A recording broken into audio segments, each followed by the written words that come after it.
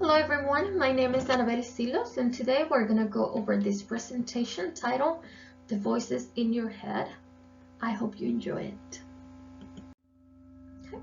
The objective for this presentation is to make awareness of schizophrenia and mental illnesses in general and also to provide resources. What is mental health and how it is affected? So basically, mental health is the person's condition with regard to their emotional, psychological, and social well-being. With that said, we all go through phases in our lives where we feel depressed, stressed, anxious, excited, happy, etc. And these are normal feelings related to our daily life and our daily activities. Events such as a divorce, grief, a wedding, graduation, having to decide on your new career, and unemployment are just some of the many factors that will affect our mood and our mental stability. We often, go through this stage and overcome it.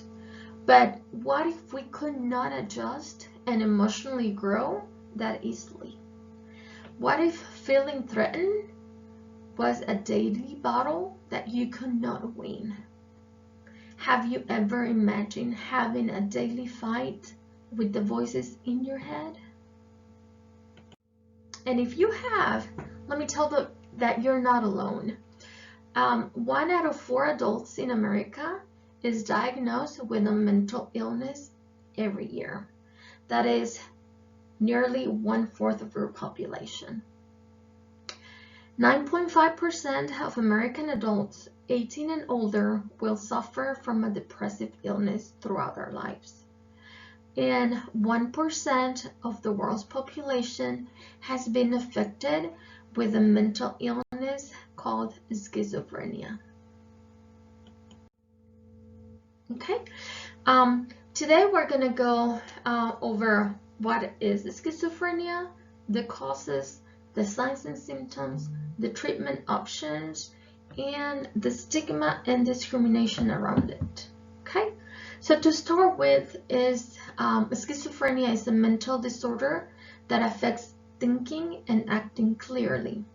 It usually presents itself during the late teen years or early adulthood.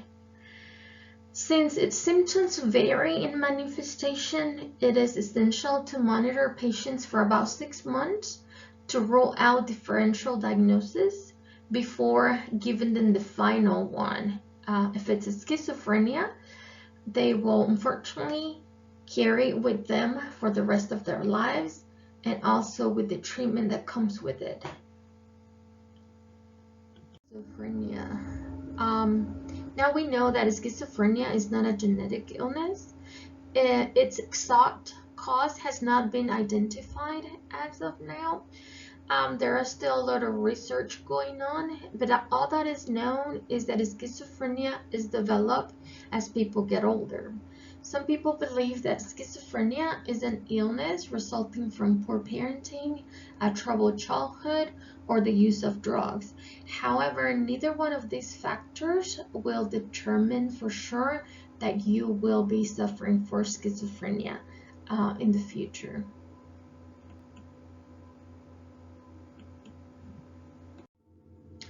Schizophrenia symptoms are classified as 3 different types.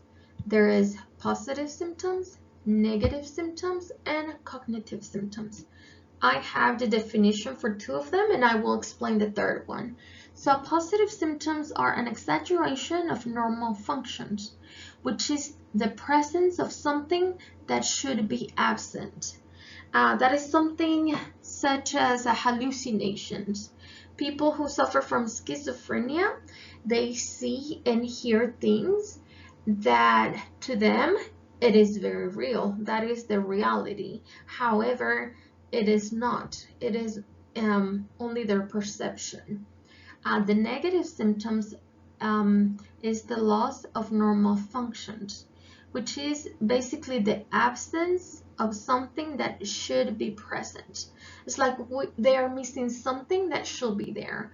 And these symptoms can be classified as a flattened effect.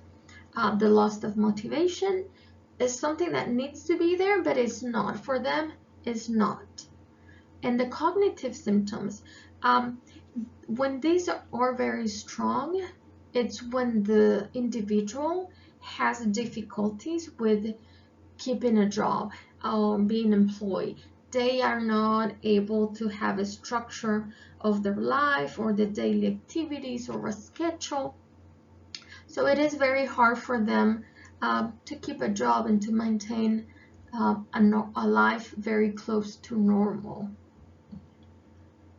The symptoms impair the persons to organize their whole life, and unfortunately there's not much they can do unless they reach out for help and they receive treatment. Okay, so part of the treatment plan for schizophrenia is therapy, such as psychotherapy or cognitive therapy.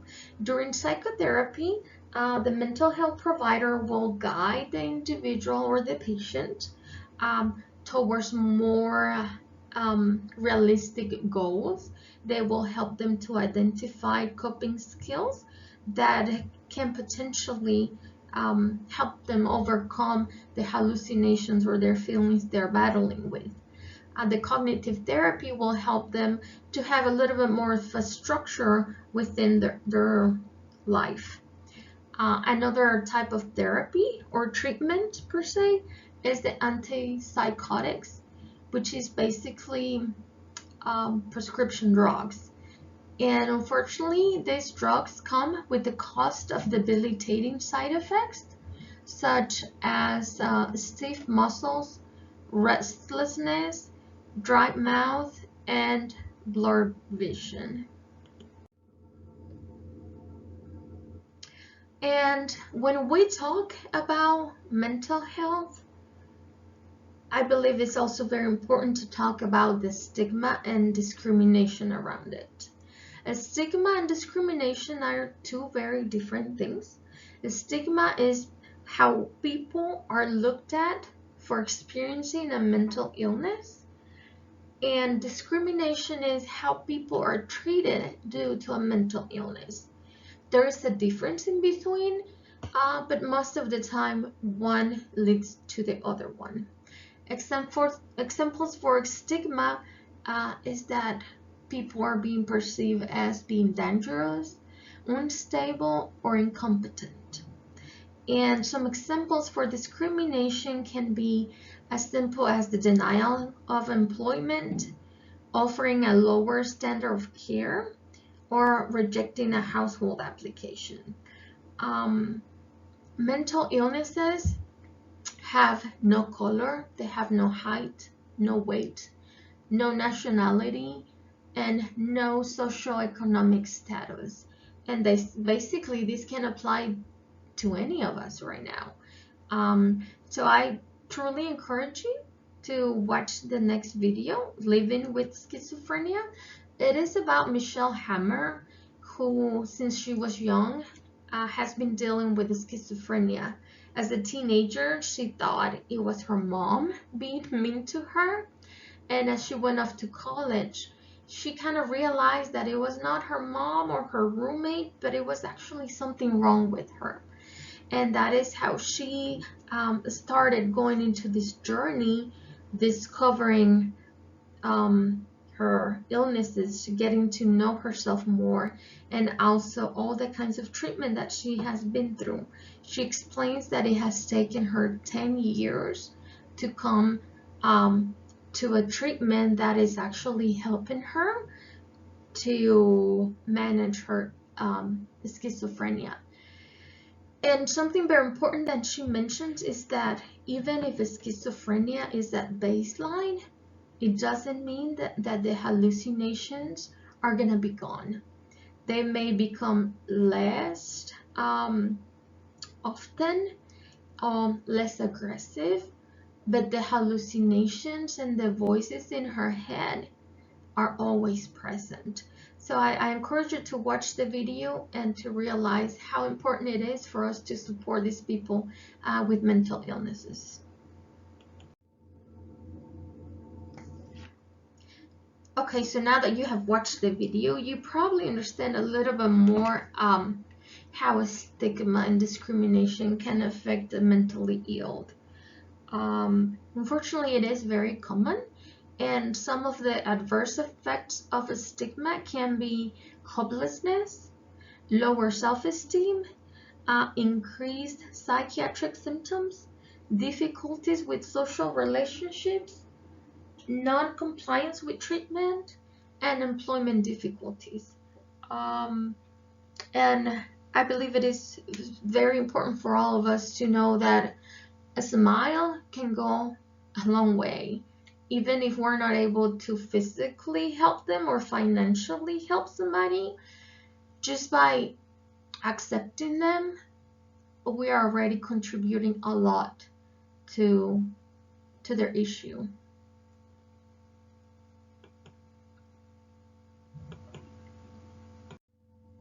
Okay, so we are going towards the end of the presentation, and if you know somebody or you personally feel like you need the help as an UNG student, I would like you to know that you have access to support 24 hours a day, 7 days a week, 365 days a year. This is the phone number.